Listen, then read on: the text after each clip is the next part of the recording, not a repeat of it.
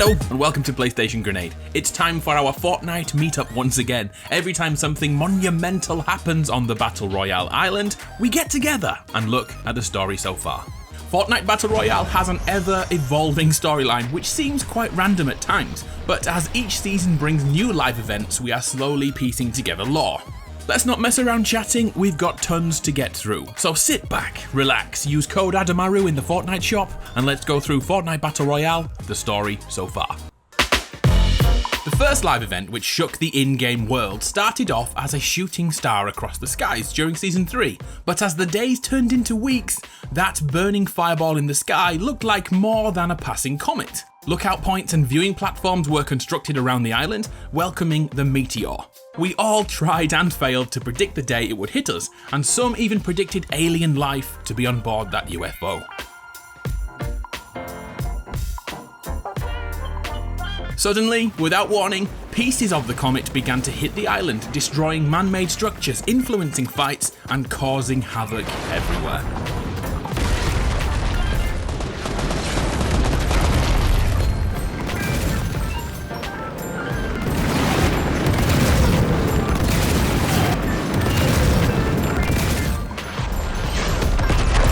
With the introduction of Season 4, Fortnite's island was finally hit by more than debris. Large portions of the former UFO destroyed many areas of the map, with the main impact destroying Dusty Depot and turning it into a barren hole in the ground.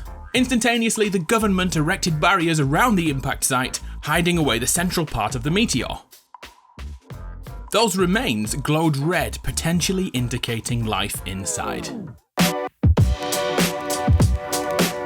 Elsewhere around the island, the cleanup began, with government officials transporting the fragments of the comet, some of which granted anti-gravity abilities momentarily to anyone who touched them. Tilted Towers narrowly avoided complete annihilation, but one building wasn't so lucky. That building and all the other areas were renovated over the following weeks and months. Finally, it looked like all the fragments and hot rocks were being transported to a mountain over by Snobby Shores. The mountain was revealed to be a lair cut into the rock face, hidden from the majority of the island. Some say it was created for a movie shoot, others believe this was a facade and a secret government facility is housed inside, especially as a rocket was seen. Either way, everything was about to change after the final meteor fragment over by the crater was discovered opened, and whoever was inside left a trail of destruction all the way to the mountain lair. The visitor was revealed, but nothing is known about his origins. He quickly found a way to power the rocket, and then came the day he chose to launch, broadcasting the signal to all the televisions in the vicinity, either warning the innocent or preparing them for annihilation. Was he here to conquer us, or was he simply trying to get back home? What happened next only happened a single time and could not be repeated. Here's how it went down.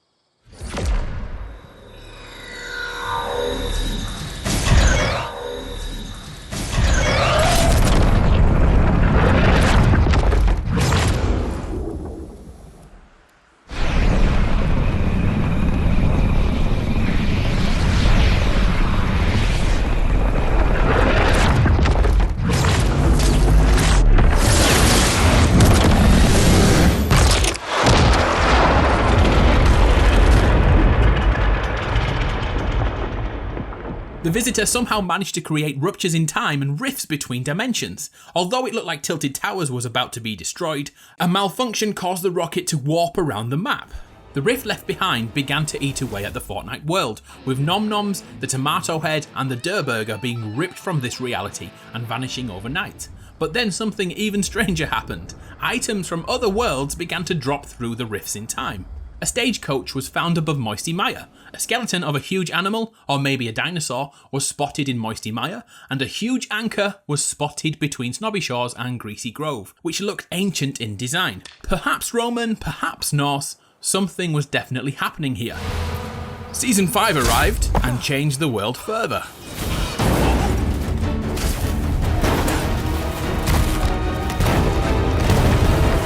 Once the rifts in time and space opened, the Drift character was dragged onto the island alongside the fabled Durburger. Bright Bomber and her crew showed Drift around the island, and especially the new areas to discover. Midway through Season 5, the crack in the sky began to burn down a group of cacti, whichever is correct.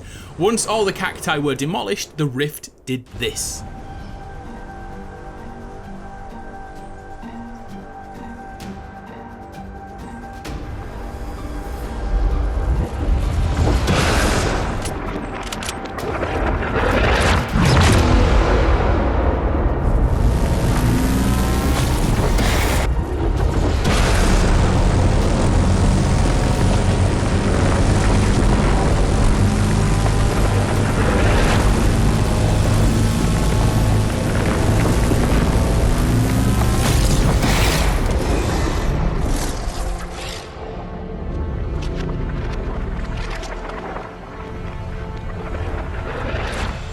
A mysterious cube was created which gifted shield when close enough, but would repel any damage at the closest player to the cube. So what did we all do? We all killed each other for a while, which was fun.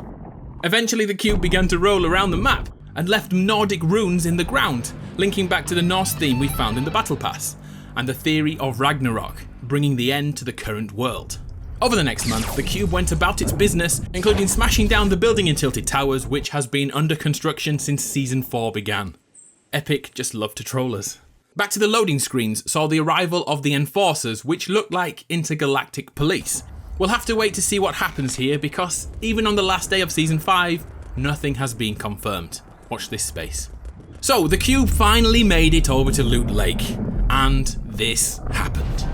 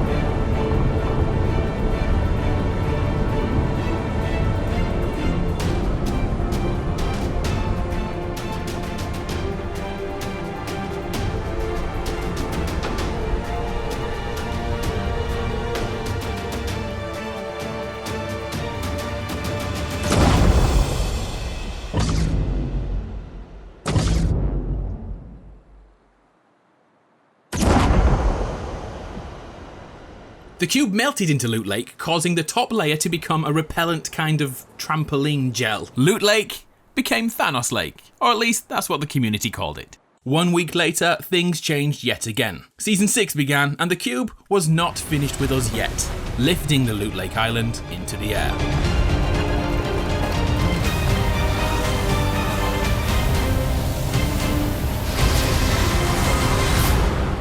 The moment the floating island was created, the cube took it for a ride and revisited all the rune spots on the island, ripping them out of the ground and transferring some sort of energy to them before moving on to the next. Over 2 weeks, the cube island moved around the map slowly, expanding itself through the house above.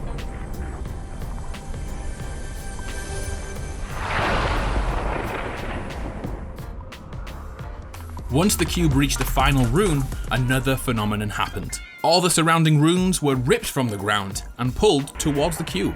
This time, the cube was feeding from all the runes, and over the next few days, the cube reached its full capacity.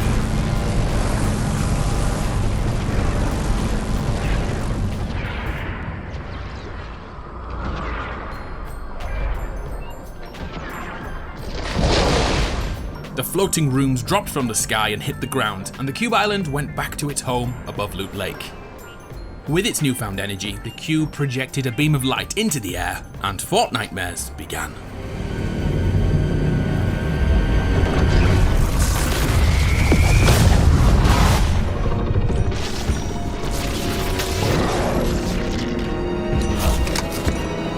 The island became infested with the undead. These husks were everywhere. The Loot Lake Island was smashed into pieces, but with its job done, the cube began to drain away. The energy and power it had built up for the season opened a gateway to a zombie cataclysm. For 5 days we battled against the husks. The nightmare was almost over. And to mark the end, another live event brought Chapter 1 to a close, the end of the cube. Rest in peace, Kevin. Here's how it went down.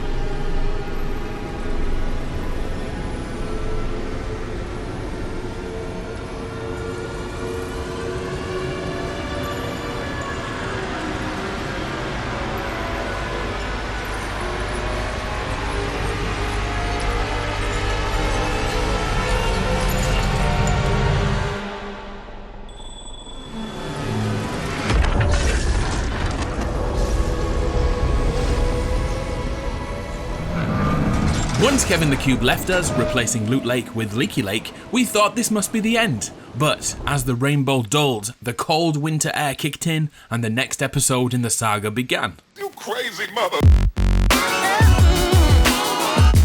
Down by Flush Factory, a mysterious parachute was discovered, with a questionable logo which could link to the satellite surveillance found in Save the World. But this wasn't our major concern, because out in the distance was a cloud of snow quickly moving towards the island. Winter is coming.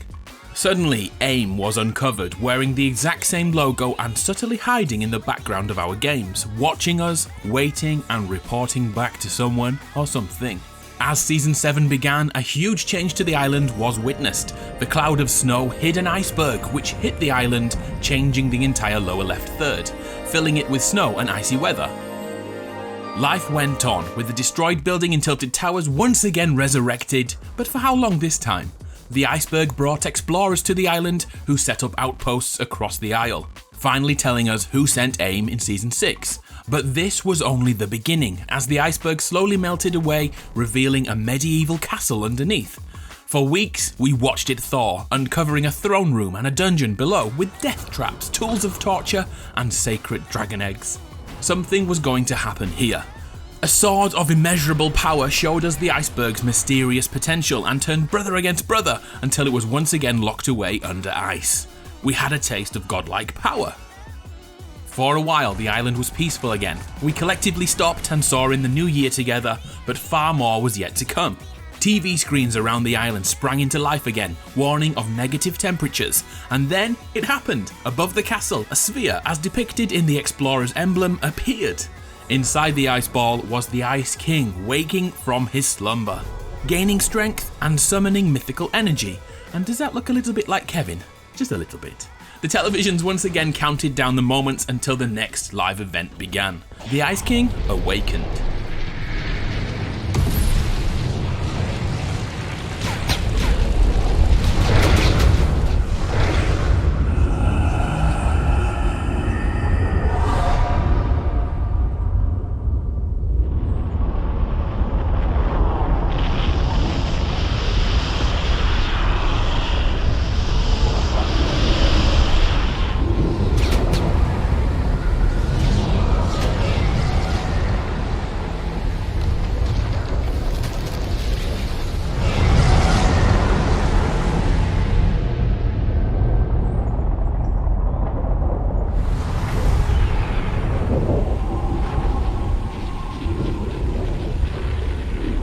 And that's where we currently stand. The Ice King has brought back the bloody annoying zombies with ice powers this time, and the entire island is now snow.